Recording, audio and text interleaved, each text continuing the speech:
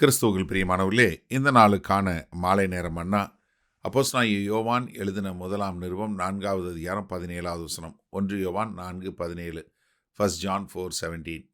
நியாய தீர்ப்பு நாளிலே நமக்கு தைரியம் உண்டாயிருக்கத்தக்கதாக அன்பு நம்மிடத்தில் பூரணப்படுகிறது. ஏனென்றால் அவர் இருக்கிற பிரகாரமாக நாமும் இவ்வுலகத்தில் இருக்கிறோம். இது ரொம்ப ஒரு முக்கியமான ஒரு வசனம். என்னன்னா, 2 காரியம் பார்க்குறோம். நம்ம நியாய தீர்ப்பு நாளில் நமக்கு தைரியம் உண்டாக இருக்க அவரிடத்துல பூரணப்படுகிறோம். என்ன காரணம்? நீங்கள் பார்த்தீங்கன்னா, யாக்கோபு 2வது அதிகாரத்தில் 13வது வசனத்தில், ஏனென்றால் இரக்கம் செய்யாதவனுக்கு இரக்கமில்லாத நியாய தீர்ப்பு கிடைக்கும், நியாய தீர்ப்புக்கு முன்பாக இரக்கம் மேன்மை பாராட்டும். அப்போ என்ன, ஒரு கிறிஸ்தவன் கிறிஸ்துவை ஏற்றுக்கொண்டவன் நியாய தீர்ப்புக்கு முன்பாக போகிறதில்லை. அப்போ நியாய தீர்ப்பு வருவதற்கு முன்பாகவே நம்ம ரட்சிக்கப்பட்டவர்களாய் நம்ம மரணத்தை ஜெயங்கொண்டவங்களா நம்ம இருக்கிறோம். அதனால் நமக்கு என்ன பார்க்குறோம், நம்மிடத்துல தேவனுடைய அன்பு பூரணப்பட்டு இருக்கிறது. இப்போ தேவனுடைய அன்பு பூரணப்பட்டிருக்கிறத நம்ம எப்படி பார்க்குறோம்? ஏன்னா நமக்கு இப்பொழுதே நித்திய வாழ்க்கை கொடுக்கப்பட்டது. நீங்கள் கர்த்தராகிய இயேசு கிறிஸ்துவை ஏற்றுக்கொண்ட போது உங்களுக்கு நித்திய வாழ்க்கை கொடுக்கப்படுகிறது. எப்படி என்றால், யோவான் 17வது அதிகாரம் 1வது வசனம் என்ன சொல்வது? ஒன்றான மெய் தேவனையும் அவருடைய குமாரனாகிய கிறிஸ்துவை அறிந்து கொள்வதே நித்திய ஜீவன். யோவான் 5வது அதிகாரத்தில் என்ன சொல்கிறேன்? என்னை விசுவாசிக்கிறவனுக்கு ஆக்கினை தீர்ப்பு இல்லை என்பதை மிக தெளிவாக கர்த்தராகிய இயேசு கிறிஸ்து நமக்கு சொல்லி கொடுத்துட்டாரு. அப்போ என்ன, ஏன்னா தேவன் நம்ம இடத்துல அன்பு வைத்திருக்கிறாரு. அது பூரணப்பட்டு நம்ம என்ன பண்ணிட்டோம்? நியாய தீர்ப்பிலிருந்து நம்ம விடுதலை பெற்று நம்ம ஒரு நித்திய வாழ்க்கை பெற்றுக்கொண்டோன்னு. ஆனால் அதனால் இன்னொரு காரியம் என்னென்னா, நமக்கு என்ன வருதுன்னா, கர்த்தராகிய இயேசு கிறிஸ்து பூமியில் எப்படி வாழ்ந்தாரோ அதே போல் நம்ம இந்த உலகத்தில் இருக்கிறோம். அவர் இருக்கிற பிரகாரமாக.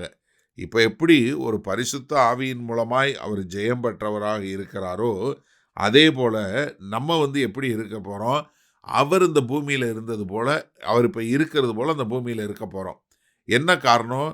நமக்கு ஏற்கனவே இந்த ஆவி ஆத்துமாவில் மீட்பு உண்டாயிருச்சு. நமக்கு தேவையானது என்ன? ஒரு சரீர மீட்பு மாத்திரம்தான். அந்த சரீர மீட்பு நமக்கு எப்போ கிடைக்கும்? கர்த்தருடைய 2ஆம் வருகையில் கிடைக்கும். ஒன்று, நம்ம அதுக்கு முன்னாடி போயிட்டோம்னா கர்த்தர்கிட்ட போயிடுவோம். இல்லை அவருடைய வருகையில் நம்ம எழுப்பப்படுவோம்.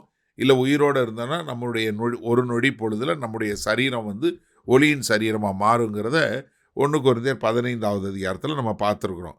ஆனால் இப்போ நம்ம பூமியில் வாழ்கிற காலங்களில் அவரை போல் நம்ம இருக்கிறோம். ஏன்னா இதே யோவான் எழுதும்போது 1 யோவான் 2:28 சொல்லும்போது, இப்படி இருக்க பிள்ளைகளே, அவர் வெளிப்படும் போது நாம் அவர் வருகையில் அவருக்கு முன்பாக வெட்கப்பட்டு போகாமல் தைரியம் உள்ளவர்களாய் இருக்கும்படி அவரில் நிலைத்திருங்கள். என்ன, அவர் வரும்போது நம்ம வெட்கப்பட தேவையில்லை. ஏன்னா அவரில் நிலைத்திருக்கிறோம். அப்போ கர்த்தராகிய இயேசு கிறிஸ்துவில் நிலைத்திருக்கிறதுனால அவரை போல நம்ம இந்த பூமியில் வாழ்ந்திருக்கக்கூடிய மக்களாக இருக்கிறோம். சரி, இந்த நாளில் இந்த வசனத்தை நம்ம எப்படி எடுத்துக்கொள்வது? ரொம்ப ஒரு ஆறுதலான, ரொம்ப ஒரு உற்சாகப்படுத்தக்கூடிய வசனம்னா இந்த வசனம் என்ன? அவர் இருக்கிறது போல. இப்போ கர்த்தராகிய இயேசு கிறிஸ்து எப்படி தேவனுடைய வலது பாரிசத்தில் ஜெயங்கொண்டவராய் இருக்கிறாரோ அதே போல் நம்ம இந்த பூமியில் ஜெயங்கொண்டவர்களாய் நாமும் இந்த பூமியில் வாழ்ந்து கொண்டு இருக்கிறோம். இது ஒரு சிலருக்கு இதை புரிந்து கொள்வதற்கு மிகவும் கடினம்.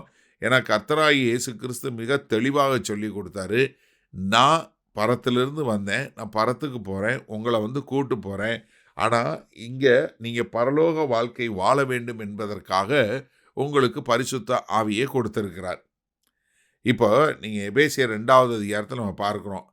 பாவத்திலையும் அக்கிரமத்திலையும் மரித்தவர்களாக இருந்து உங்களை உயிரோடு எழுப்பினார்னு சொல்லிட்டு 6வது 7வது சொல்லும்போது என்ன சொல்கிறாரு?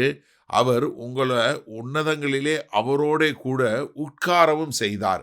என்ன, இப்போ மாம்ச பிரகாரமாக நம்ம பூமியில் இருந்தாலும் ஆவிக்குரிய முறையில் நம்ம தேவனுடைய வலது பாரிசத்தில், பிதாவாகிய தேவனுடைய வலது பாரிசத்தில் கர்த்தராகிய இயேசு கிறிஸ்துவோடு உன்னதங்களில் நம்ம உட்கார்ந்துருக்கிறோம். அதனால தான் நம்ம இயேசு கிறிஸ்து நாமத்தினாலே சாத்தானே நீ போ, பிசாசே நீ போ அப்படின்னு சொன்னால், உங்களுக்கு எனக்கும் அந்த பிசாசு கட்டுப்பட்டு போகிறதற்கு காரணம், நோய்கள் குணமாவதற்கு காரணம், அதிசயங்கள் அற்புதங்கள் நடைபெறுவதற்கு காரணம் நாம் ஏதோ விசுவாசித்தவர்களால இல்லை. நம்மை ரட்சித்து நம்மை எடுத்து அவரோட கூட உட்கார வைத்து அவர் கூட நம்ம இருக்கிறதுனால, அப்ப எப்படி பிதாவாகிய தேவன் எப்படி கர்த்தராகிய இயேசு கிறிஸ்துவை எடுத்து உன்னதத்தில் உட்கார வைத்தாரோ, அதே போல நம்மளையும் உன்னதத்தில் உட்கார வைத்திருக்கிறாரு. அதனால அவர் இருக்கிற பிரகாரமாக நம்ம இந்த பூமியில வாழ கற்றுக்கொள்வோமா? மகா கிருபையும் இரக்கம் நிறைந்த எங்கள் அன்பின் தகப்பனே, என்ன ஒரு ஆனந்தம்! இதோ உம்முடைய குமாரனாகிய கிறிஸ்து உம்முடைய வலது பாரிசத்தில் மீட்டெடுக்கப்பட்டு சகலத்தையும் ஆளுகிறவராய் ஜெயங்கொண்டவராய் இருக்கிறது போல எங்கள் அந்த பூமியில் வைத்திருக்கிறீங்க. அதை உணர்ந்தவர்களாய், அதை அறிந்தவர்களாய், அதை எங்களுடைய வாழ்க்கையில் கடைபிடிக்கிறவர்களாய் வாழ எங்களை முழுமையாய் ஒப்புக் கொடுக்கிறோம். மீட்பெரும் இரட்சகருமாகிய இயேசு கிறிஸ்துவின் மூலம் பிதாவே, ஆமேன். கர்த்தர் உங்களை ஆசீர்வதிப்பாராக. நாம் நாளை காலை தினசரி தியானத்தில் சந்திப்போம். அதுவரை குட் நைட்.